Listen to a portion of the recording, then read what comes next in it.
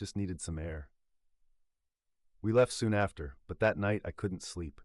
I kept thinking about the sound I'd heard in the woods, the way her voice had sounded wrong, almost animalistic. I started noticing more things after that, little details that didn't add up.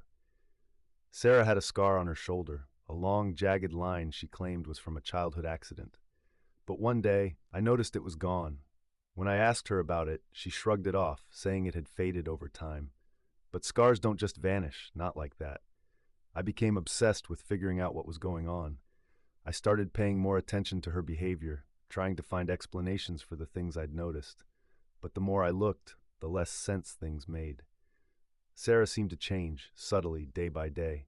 Sometimes her hair looked darker, her eyes a shade lighter. Her voice would shift, as though she were mimicking someone else's tone without realizing it. Then came the night I found out the truth. We were out camping in the desert, just the two of us. Sarah had suggested it, saying she needed to get away from the city for a while. The first night was uneventful, but on the second night I woke up to the sound of scratching outside the tent.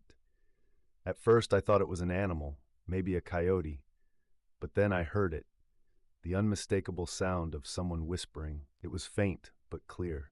I sat up, my heart racing, and realized Sarah was gone. Panic set in. I unzipped the tent and stepped outside, scanning the darkness.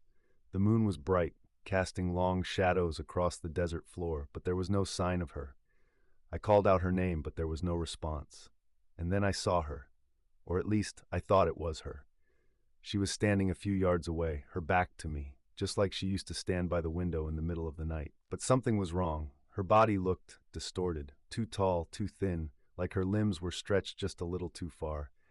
Her head was tilted at an unnatural angle, and I felt a cold dread settle over me. "Sarah?" I called, my voice trembling. She turned slowly, but when I saw her face, my blood ran cold. It wasn't Sarah. It looked like her, mostly, but the eyes were wrong. They were too wide, too dark, like they were taking up too much space on her face. And her mouth was twisted into a grotesque smile, too wide, showing too many teeth. "Come back to bed," she said, but the voice wasn't right. It was her voice, but hollow, like something was wearing it like a mask. I stumbled back, my mind racing. I didn't know what to do. Everything about her was wrong.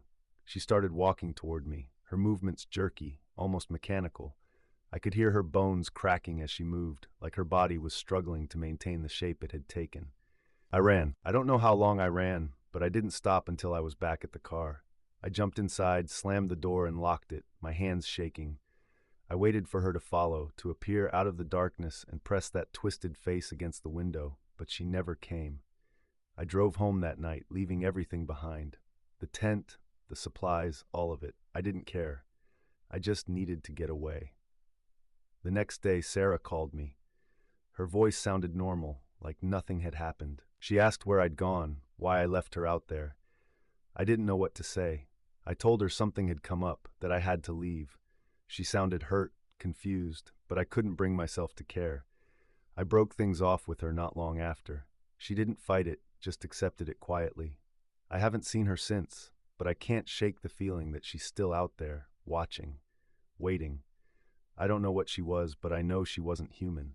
Not anymore. Maybe she never was.